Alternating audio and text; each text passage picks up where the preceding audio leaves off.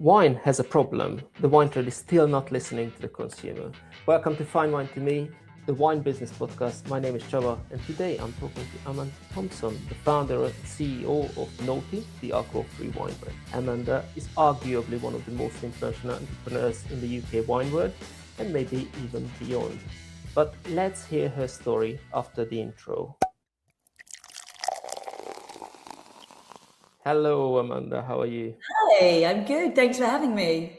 Thank you for joining. It's great to have you on the show. It's recorded in January and it's hopefully going to be released in January as well. So happy dry January, everyone.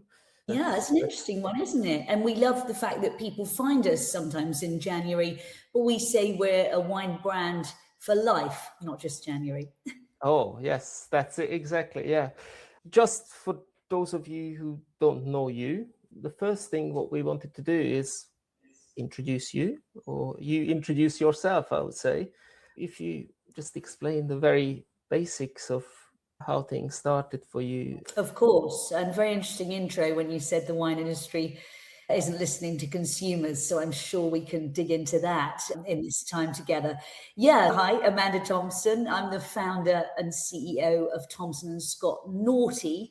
I've created what was really the world's first premium non-alcoholic wine brand. We launched in 2019, which actually wasn't that long ago, but it does seem that way now with so many brands coming to market. We had a bit of an uphill struggle back then to actually really build out a whole new category. Prior to that, wine lovers had not really had any relationship with non-alcoholic wine for a number of reasons. I think not to be negative about the sort of legacy non-alcoholic brands that existed prior to 2019, but most of them weren't really marketed towards wine people, whether that be the liquid, the branding, all manner of reasons, which we can get into in more detail.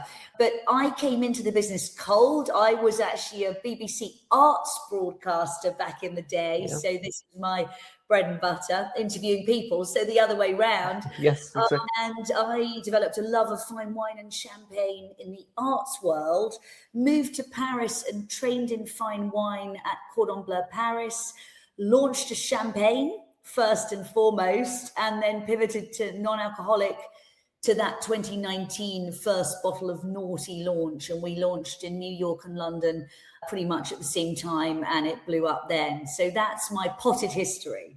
That's your potted history. Wonderful.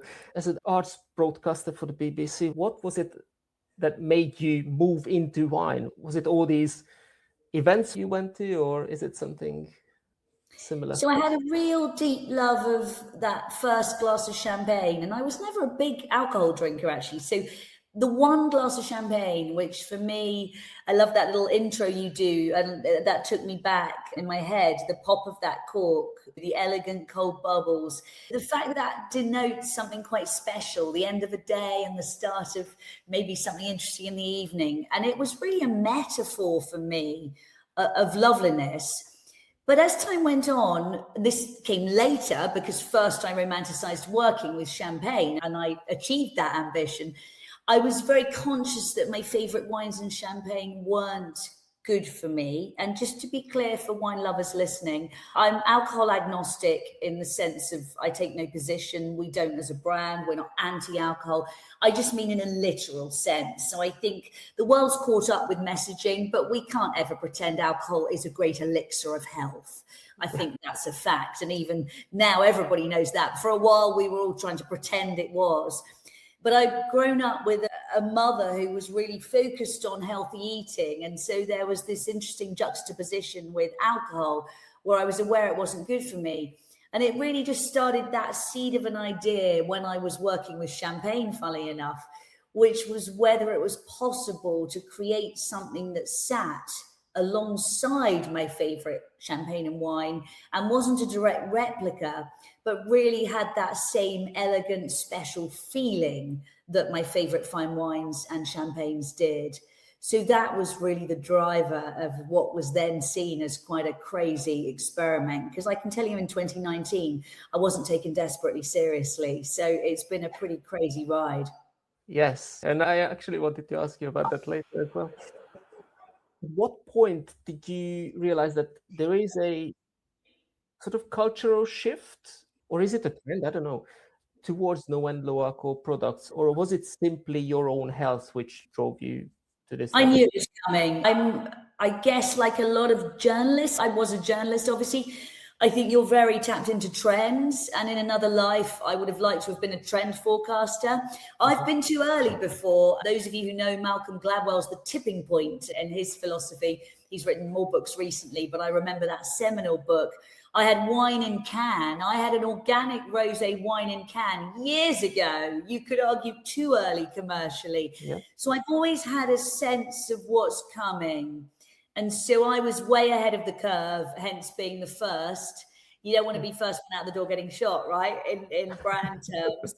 So the challenge really was also, you've got that educational piece, which, was the uphill struggle. So I proved my chops in champagne. I'd worked with a Grand Cru champagne maker, and I'd launched a very successful champagne and sparkling wine business. So I proved myself in the fine wine business, but it was really a start from scratch affair when it came to non-alcoholic wine in 2019. Is that champagne brand still exist? I wrapped up my alcohol production, yeah. When you started, you mentioned that not everybody was on the positive side of you starting this business. Most people in the wine business, I've said most, is that fair? Let me qualify most. Yeah. Many people in the wine business aren't desperately innovative and can be closed-minded and can be snobby. And I say that as a self-confessed historical wine snob. I was a wine snob in the sense of I was extremely snobby, fussy about what I was drinking. Yeah. I wasn't snobby in terms of analysing different things and opinions. But I think what's fascinating to me about the wine business is that so many people haven't realised that when it comes to innovation, you can respect tradition and history while pushing forward on innovation. Yeah. And that's always been my sweet spot, is how do I respect artistry and push forward on innovation? And it shocked me to realize that so many people in the wine industry didn't think like that. And I would argue it was one of the only industries I could have disrupted quite so quickly, because I really built a champagne brand, I built a Prosecco brand, now I'm really building a whole new business with Noughty. So I think that there's historically, and even to this day, to be fair, compared with tech, fashion, music, you name it, a lot of white space if you're going to really double down on quality and also innovate. That is often the missing piece of the jigsaw, I believe, in our industry. Yes. Was your name, when you started, people knew you already? Was it a pro or a con when you started Noughty? I think it was very much a pro, that you couldn't argue that I knew wine. And that was very important to me, actually, because is it because of your wine background, or is it because of your BBC background? Okay, sorry, I thought you meant wine. Yeah, it's interesting you asked that. I think that's the first time I've been asked that question. I think that my media history gave me an innate understanding of the media, and I'm married to a publicist. So I'm an ex-journalist married to a publicist. So we have a very hard time, both of us, spending money on marketing. Because for us, the story is the marketing, and you get the story out there. So that, I think, was underpinning the philosophy. I don't think my history in a literal sense was relevant to people. I wasn't famous in that sense. I guess I'd had a successful career, so you couldn't really argue with that. I was very confident in my abilities. So I think had I been a younger first-time entrepreneur, perhaps I would have different challenges. I wasn't afraid to challenge the status quo. I think the synergy with being a founder and being an ex-journalist is I'm used to asking questions, and I don't really give a monkey's what people think of my questions. And I notice now in business how scared people are to ask questions. I've never been afraid to ask any question. Everyone kind of goes, oh, this might be a stupid question. And I'm like, I don't even think there is such a thing as a stupid question. So I think there are many sort of points of synergy that I think stood me in extremely good stead. And of course, I'd already trained in fine wine, launched a champagne brand. So I think the bigger challenge there was proving myself in the fine wine business. So once I'd done that, I was flipping the model. But I guess I had a huge amount of confidence at that point, because it was like, you can't argue that I know wine. And for me, this is probably another point of difference in the industry. Unlike a lot of people who are building non-alcoholic brands, I believe my success and training in wine and my palate is relevant to my success with Noughty. Whereas in lots of other sort of non-alcoholic journeys, they wouldn't necessarily claim or be interested to analyze that alcohol piece. Yes. Obviously, I wanted to talk about your challenges as well, because you mentioned challenges before, and challenges of building an alcohol-free wine brand. First of all, who came up with the name to start with? Because it's very exciting. And who is Thank you. Noughty? Are you Noughty? My husband and I argue about this one. We both like to lead. If he's watching, I did. He's a publicist, so he doesn't let the truth get in the way of a good story. You know what, to be fair, we bounced it around, so I'll let him take some credit if he's watching and listening. So me or us, depending which way you look at it. Is it the two of you's project, essentially? He's you our were creative director, he's comms director, PR director, marketing, whatever you call that homogenous piece of work, which is key. He's also got his own business in the film and TV world, so he actually runs his own business, and this is my business. Okay, yeah.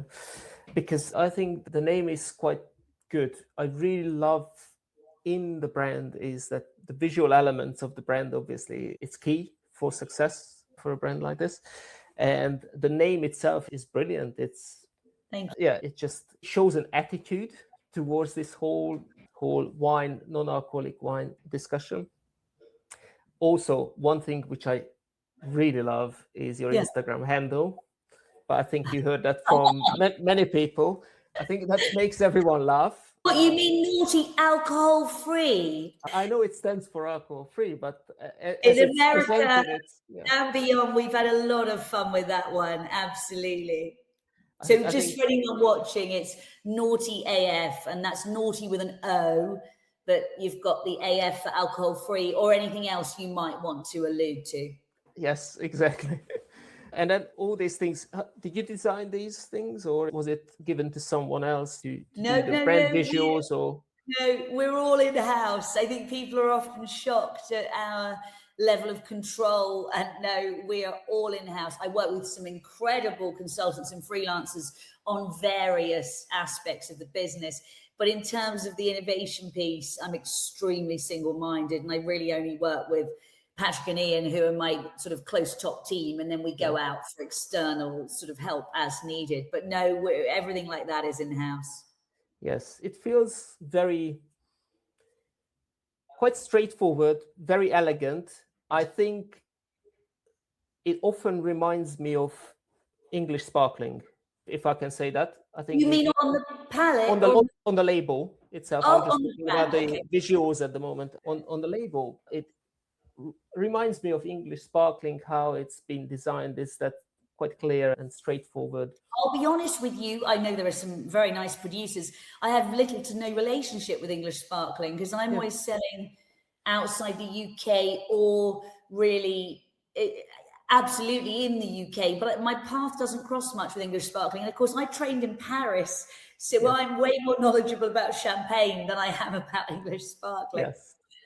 Anyway, that was just my visual intake on the product itself. But the bigger challenge is the perception of traditional wine drinkers towards no and low category.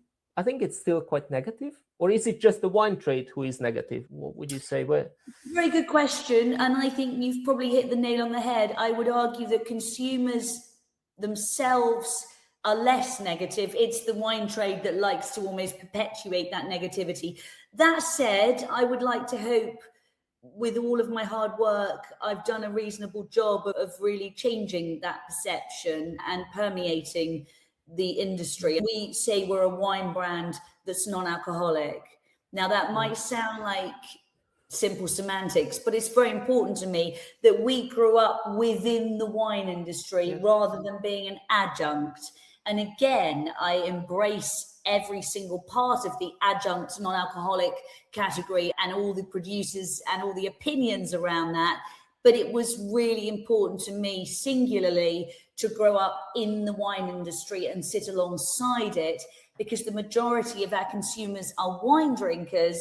And also we can really have a much bigger impact by integrating ourselves into wine drinking and having wine lovers enjoy Noughty like I do alongside wine. Whereas, of course, anyone not drinking usually has found Noughty by now because we're quite famous, which is a lovely position within that non-alcoholic category. Besides, I think, and you touched upon this, that your background in wine helped you, but because the product itself, the base of it is wine. It's a normal wine or sparkling wine made first. A lot of consumers probably don't even know that. For that reason, it's often more expensive to produce these products because the alcohol has to be taken out. Exactly. Of the product.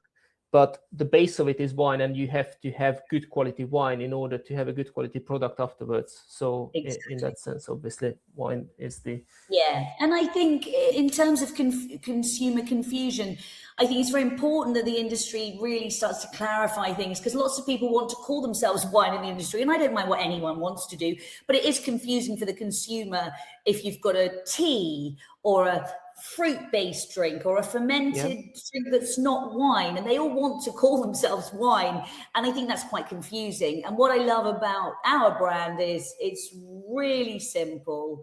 Noughty, we're all about the brand name. You know from us you're getting something you can trust, that was wine, that is low in sugar, that's organic where possible, all of those important trust points. And I think that part of the reason of our success is that singularity and clarity, because I think for consumers it can be extremely confusing because the industry makes it confusing. What do you think? Another very difficult part, I assume, or a big challenge is pricing, because where you price your product is ultimately determines the ways you're going to sell. And also, people often compare the products to wine. Do we wrongly compare these products to wine? No.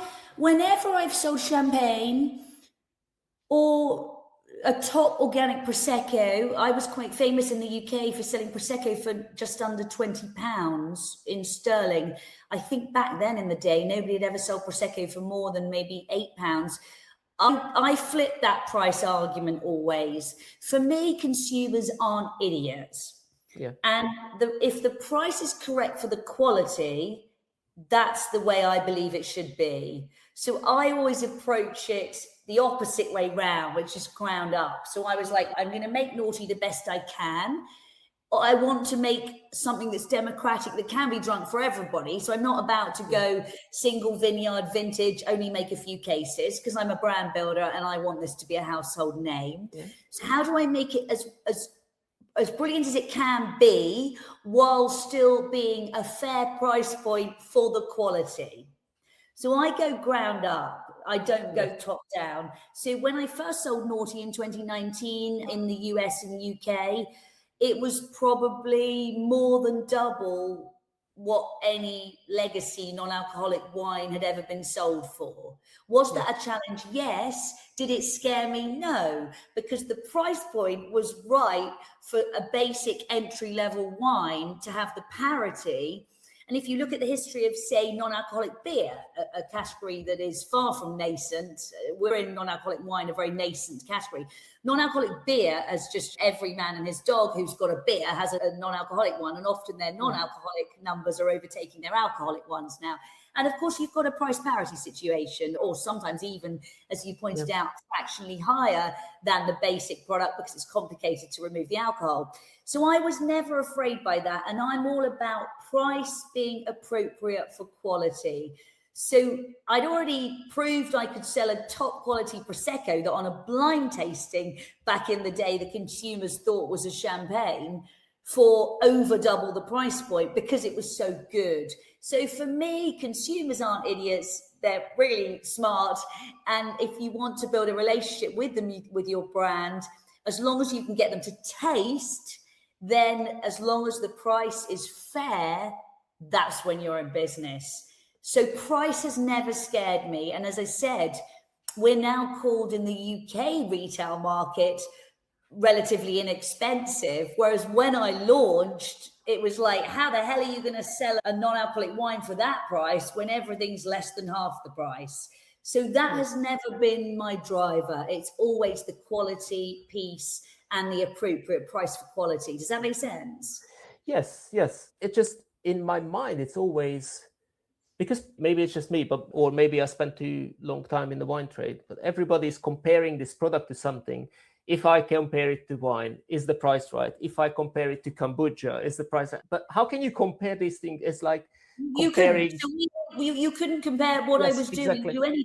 So I had to create my own appropriate price structure, which for me was needed to be fair for the quality. Because I have so much respect for consumers. And I sometimes think, you touched on it in the beginning, I have way more respect for consumers, if this makes sense, in terms of my brand success than I do for what everybody thinks about what I'm doing. And that for me, I think is key. And I think if a lot of people in the wine business stepped outside their preconceptions and actually focused more on what consumers care about, they might be more successful. If I'm going to buy a Romani Conti today, I can't even, obviously, in my romantic dreams, how much am I going to pay for that? How many thousands and thousands, and how am I even going to get my hands on it due to the allocation? Or I can buy, in the UK with duty, even the most basic wine, not much less than £10 sterling. But the price actual scale for wine is vast. And I always remind everybody when we're doing tastings that one alcoholic wine is not like another.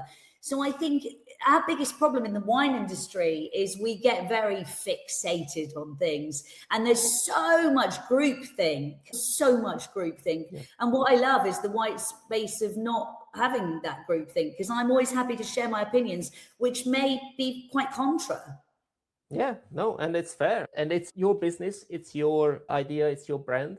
And you do whatever you want with it, obviously. And I sell a lot of wine. So I think the proof of whether my philosophy is paying off is whether I'm successful with sales. And I'm extremely successful with sales. So to me, that's proof that I'm doing right by the consumer. Yes. Yeah, I agree. Obviously, probably loads of other challenges, but legalities around this product. Is it considered wine? From a duty point of view, or a bonded warehouse point of view? Or... Not with duty, no. But everyone around the world's been fighting on this forever. And I got a phone call earlier from a journalist about this in the UK trade. And I was on the original Non-Alcoholic Beverage Association in the US where we were campaigning. But I've decided now I'm only focused on brand. And I think everybody's fighting it out between them. And I think what I love most about Noughty and the story we've built and what we continue to really double down on is what we're doing. So I think there's a lot of infighting and confusion and different opinions and lobbying, blah, blah, blah. And I was very much involved with that in the beginning. And now I'm really just focused on building my brand and building Noughty and everybody knowing they can trust what we're doing. So it's not to say I don't care about the wider industry. Of course I do. And I like to hope I did a really good job. I hope people feel that way in terms of my early days of really talking a lot about this and really campaigning. But now I'm all about my brand build. I haven't got time really to focus on arguing about what we should and shouldn't be doing. Yes. And what was the biggest challenge you faced while you in the last few years, in the last 5-6 years? So many challenges. I think what I love about entrepreneurship is you become much more comfortable dealing with challenges. So the longer you go on, the less you see them as big challenges. Because when I started, every single thing felt like a big challenge because I'd never done it before and I didn't have the confidence. The more you roll, the more you realize that those big challenges don't feel like big challenges anymore because you're further ahead with your scale up. I think the biggest challenge, sort of macro, will always remain, at least in the short to medium term, is really helping people understand you are doing something good, and really just helping them to let go of their preconceptions when the last time they tried a non-alcoholic wine was something very sugary and very basic and not something a wine lover would enjoy. So it's really like that education piece, getting people to try Noughty, and that's the conversion point. Get the message out, basically. Exactly. That's the big challenge. Yeah. Also wanted to talk a little bit about the future of the no and low category in general, because I think that's another interesting topic. The markets around the world are booming with this category. At least that's my feeling. Yes, I think they are booming in terms of noise. Okay. Alcohol-free beer sales are booming, to use that term.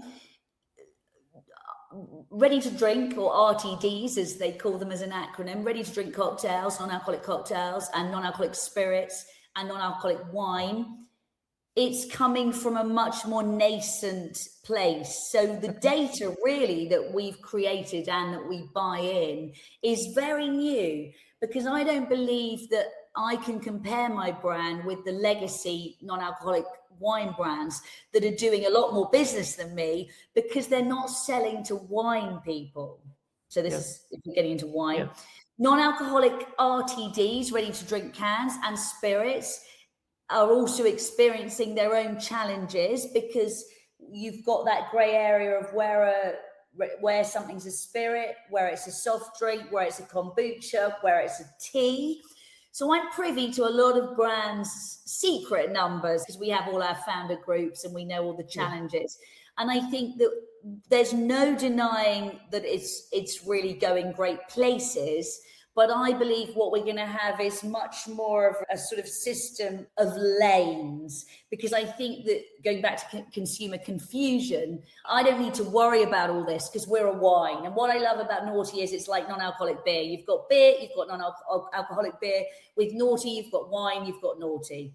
I don't need to explain my drinks to anybody. There's no mixing needed. I love that mixologists make wonderful cocktails, but they can really use their creativity as they choose.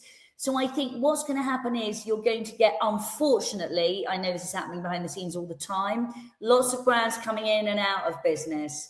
Yeah. It used to be easy to raise money. There was a time quite a few years back, that world has changed. So many brands who were cash burning, building like a tech brand, spending a ton of money on customer acquisition, obviously now they're having real problems raising, and then we all know what sadly happens then. So you've already had quite a few brands sadly coming in and out of business. One that really was very sad recently, Constant. And so I think the challenge that brands face is making sure they're profitable, streamlining their communications, trying to get their sugar levels down, because there's going to be a sugar reckoning for sure. Because if you look at sugar tax around the world, luckily we're all about low sugar, but a lot of my fellow brands, with alcoholic wine, you trick up alcoholic wine and make it palatable by chucking in a load of sugar. Could argue that it's quite possible to do the same with non-alcoholic. So I think there are many challenges the industry is facing. So I would argue, focus on your quality, streamline the simplicity of what you're doing, be low sugar, don't replace alcohol with sugar. That's, I would argue, the stupidest thing in the world to do. Going back to my consumers are smart piece, consumers don't want to get addicted to drinks that they've got in their fridge every night that have really high sugar levels, right? Because that's not any more helpful, arguably, than alcohol. So I think that, yes, investors are piling in. Yes, this world is exciting. But I would really encourage everybody to focus on the quality piece and focus on the low sugar piece, and really make it simple for consumers to understand what you're doing. I wouldn't want to be making a tea and calling it a wine. Doesn't make sense to me. I think consumers need to trust what you're doing. And in 2026, for me, trust is everything in your brand. And I think that would be my advice to fellow non-alcoholic brand owners, is to really focus on that piece. Which segments are working best for you at the moment? Is it on-trade, off-trade, travel, retail? Where do you see the most potential for Noughty and other non-alcoholic products? So there's a difference, isn't there, between brand positioning and then actual revenue. So we make more money in off-trade or off-premise, as they say in America, but the on-trade, on-premise hospitality position, so we use those terms in the industry for those who don't know. On-premise, on-trade is your bars, restaurants, visibly where we can enjoy Noughty, and then off-trade is predominantly retail.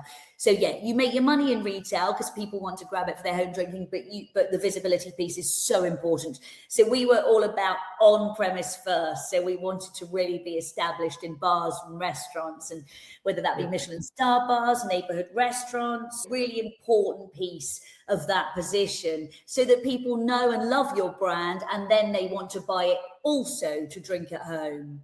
Yes. Yeah. Travel. Do you think the travel retail sector is something what is important in the future? Yeah, absolutely. We've poured with airlines like British Airways and Japan Airways in their first class and business class lounges now for some time. I think the next steps are on board. We've launched mini bottles in our top selling sparkling Chardonnay. So absolutely, that's an exciting piece. We're very successful with cruises like Seabourn Cruises, the high-end cruise, Virgin Voyages with their wellness piece. So that's absolutely a growth opportunity as time goes on for Noughty. And in terms of territorial terms, you're obviously focusing on, you started in the UK and focusing a lot in North America. Actually, we started in New York and London pretty much at the same time. Yes. It blew up in New York really early. They made a lot of noise. So America first, in the sense that I think a lot of people see us as an American brand, even though I'm British. And yeah, home market, super important, and then America. And then we've got other pockets of real success and growth where in wine markets like Asia, for example. I was going to ask about where is Europe and Asia in this process? Is that obviously they are important? All relevant. We sell in 40 markets, all relevant. But my most important sort of pillars are winning my home market, which is the UK and America. And then, and then everything else is relevant underneath that. Obviously, the US is a bit strange in a sense that laws are different in every state. And I don't know if it appears to this category as well. It's a good point, but yes, because for alcohol they are. For non-alcoholic, it's actually a lot easier. There's a few strange states that have a few little extra rules like New York and Georgia, but actually, as somebody who'd sold champagne in America and was used to their complex 3-tier system, I was used to treating each state as a different country anyway. And I think that's where most early drinks brands go wrong, arguably, is they go, I want to crack America. And you've got to go state by state. And so, that strategy's worked for us, I guess, because I cut my teeth in terms of my learning when I had a champagne that I was selling in America. Do you think this alcohol-free wine as a category, is it a bubble which will burst at some point? Or is it a complete cultural shift which is now pushing people, or more like customers want more healthy options? I think is it a long term? I think it's a bubble that will burst, and if you don't focus on quality, absolutely. For us, no, the growth curve is absolutely the right way. Yeah, so I have no doubt as to our success, because we've already got through arguably one of the toughest parts, which was launching and getting to the stage we're at. So we're now at the scale up sort of position. We're profitable. I'm sitting pretty. Obviously, I am never resting on my laurels because there's always people coming behind you. But yes, the bubble will burst if you're not focused on quality, going back to consumers who are smart. Yeah. If you were to start Noughty today, would you do anything differently? Oh, many things. But I think hindsight in life, in your personal life, as well as your business life, is a wonderful thing. So hypothetically, yes, but absolutely not in the sense that I'm where I should be. Yeah, but no, in terms of learnings, my God, many things. Yeah, that'll be in the book one day. Are you writing a book?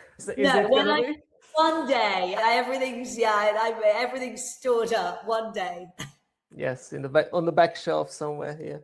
Yes, I thank you very much for this quick interview. I really like to hear what your thoughts and everything around this market and the brand itself and your story as well, because I think that's important. That in my mind, your personal brand is so important in the building of your non-alcoholic wine brand. Yeah, and it's nice to hear your thoughts on what's happening. Amanda, thank you very much for your time. Thank you. It was a really interesting interview. I appreciate it. And yeah, thank you everyone who listened and watched into this one. We will come back with a few more. And one more note just before we go. I started a mini series recently on brands. The very first episode is about Noughty. Nice. Yes, it will be released very soon. I'm excited. What an honor.